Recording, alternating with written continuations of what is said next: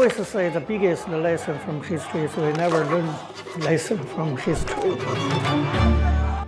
Hello everyone, welcome to Freedom Loving World. I'm Wang Dan, former student leader of the 1989 democracy movement, and now I'm executive director of Dialogue China, a think tank aimed at changing China. This is actually my first time hosting a TV program, and I'm not particularly strong in English, so it's a challenge. But for me, I also think it's my duty to offer my perspective on China, and I'm willing to work hard to try. So your encouragement will be very helpful for me. Before we start, I would like to take a moment to thank TaiwanPlus for giving me this platform. It is a good platform that allows me to share my opinions, and it's also a great opportunity for everyone watching to learn more about Taiwan, China, and even US, and more importantly, to interact with me. Every word I promise I say here comes from my half-century of experience and from reading thousands of books. I'm excited to share my insight with you all. So sit back, relax. Let's dive into freedom-loving world. We now already enter 2023, but today I would like to talk about 2022. Here's why. Last year, I think there were 4 events that I think will have a profound and far-reaching impact on China's development in the next 5 to 10 years. I would like to summarize them for you. The first thing is that CCP.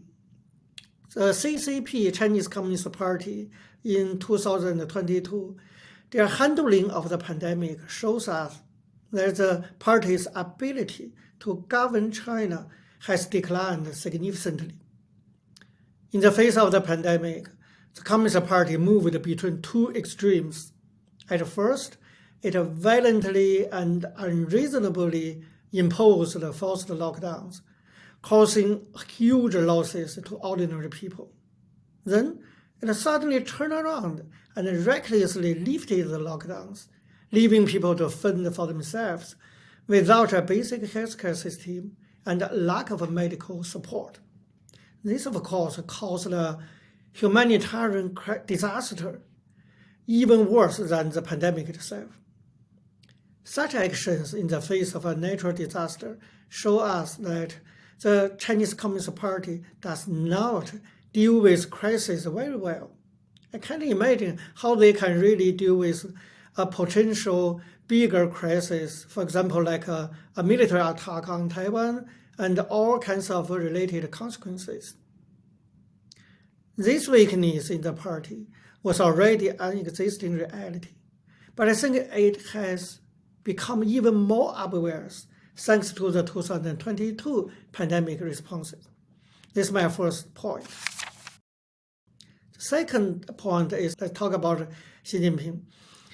Xi Jinping in 2022, I think, has become a public enemy to all. If you remember, when Xi first came to power in 2012, many people, including some of my liberal intellectuals friends, had a high expectation of him, out of respect for his father Xi Jinping, and hoped Xi Jinping would carry out political reform. But then what happened? Then came aggressive warfare diplomacy overseas. And at home, he expanded the power of state enterprises at the expense of the private sector. Fast forward to today, and Xi Jinping has extended his term as Communist Party leader and insisted for a long time on a zero-COVID policy. These things clearly display both his dictatorial nature and his lack of ability to govern. And this already has triggered discontent nationwide. The white paper revolution, which called for Xi Jinping to step down, is very representative of the discontent within the nation, not just within the Communist Party, but among the general public. People just do not say it out loud, but there is hardly anyone who still respect and have hope for Xi Jinping. Think about it. If such an isolated leader continue to rule China for another 5 years, the consequences could be too great for us to think about. That's my second point. The third point was the white paper revolution that broke out on November 26, you remember, last year. Talking about this protest, we have to say on the surface, this protest called for changes to the government's COVID-19 policy. But if you look at a deeper level, they mark the start of a new era of civil resistance and confrontation between the state and the society. After the Tiananmen Massacre of June 4, 1989, the Chinese Communist Party, through various means, made an unspoken contract with the Chinese people. That contract said the people would submit to the Communist Party's rule as long as the party could build the economy and provide basic safety for ordinary people. But then what happened? Then this contract has been broken. We can see this from any number of examples.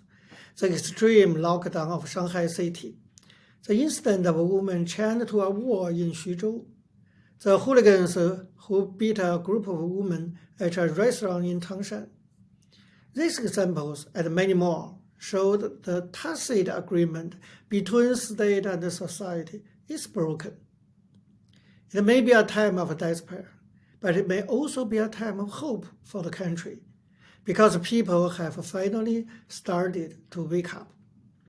The last point is that the middle class.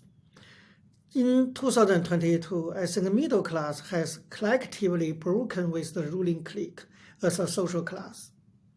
Now the middle class is voting with their feet, with many of its members moving overseas, to Singapore or Thailand, to the United States or Europe. This mass immigration reflects a pessimism and a loss of hope for the future among the Chinese middle class. For a long time, the middle class in China relied on exchanging political benefit with the communist dictatorship to amass their fortunes. They played a key role in cementing the CCP's rule. But now, with the economy in decline, the state has made a 180-degree turn, and now they want to take away the wealth of the middle class in the name of so-called common prosperity. In reality, I think it's a robbery. This has forced the middle class to wake up. For those middle class who cannot get out of China, I believe sooner or later they will realize that they can no longer accumulate wealth without a good social and political environment. Not only that, but the wealth they already have will not be safe anymore. I have to say this awakening of the middle class will be a key driving force of change in China in the next 5 to 10 years. So, in the short year of 2022, many things happen that will affect the development of Chinese society, the collective perception among the Chinese people, and the foundation of the Communist Party's rule. I personally strongly believe that we will see how these effects play out in the next 5 to 10 years. At this point, I would like to take a moment to briefly answer 2 questions here posted on my Facebook. Here's question 1. What are the differences between the Chinese Communist Party and the Chinese people? Here's my answer. Why should we distinguish between the CCP and the Chinese people? The reason is simple. The CCP was not elected by the Chinese people, right? So we cannot hold the Chinese people responsible for the action of the CCP. We didn't elect them. Some may argue, why don't you resist? By tolerating such a government, aren't the Chinese people also responsible? Well, that's a good question. But I would argue here, did Chinese people really not resist? If there was no resistance, what was the student doing in 1989? What were the 300 intellectuals who signed the Charter 08 doing?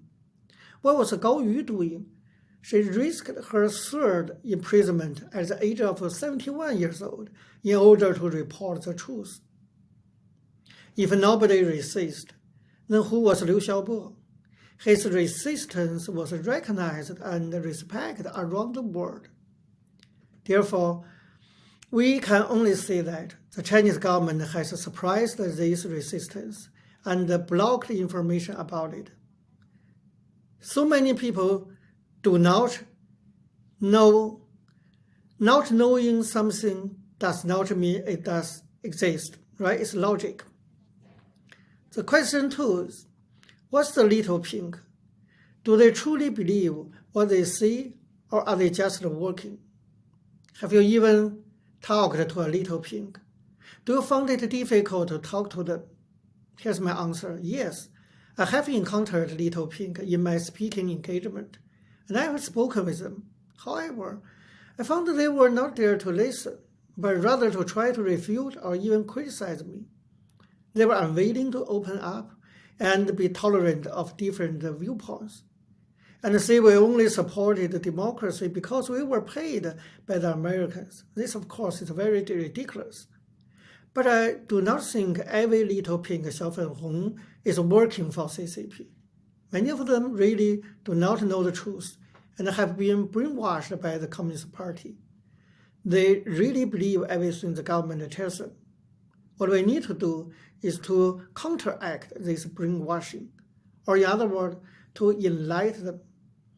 We need to present different viewpoints and voices through positive statements to help them see things from a different perspective.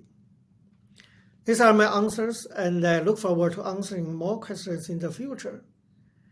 Of course, these are just my personal opinions, and you may agree or disagree. If you have any questions, please feel free to leave a comment here on my Facebook or Twitter account. I will choose some of your questions to answer in future episodes. I also look forward to reading your questions and making this program into a platform for dialogue between us.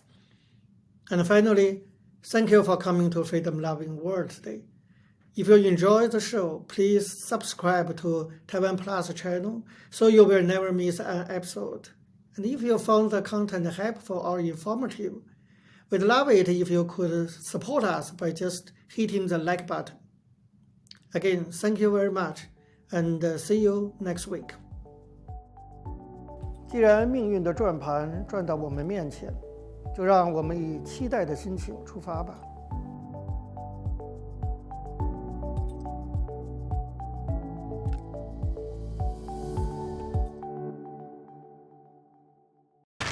In the face of adversity, the power of truth. A roadmap for a just and open world, charted by the freest country in Asia. Taipei for TaiwanPlus. TaiwanPlus News, a voice of freedom in Asia.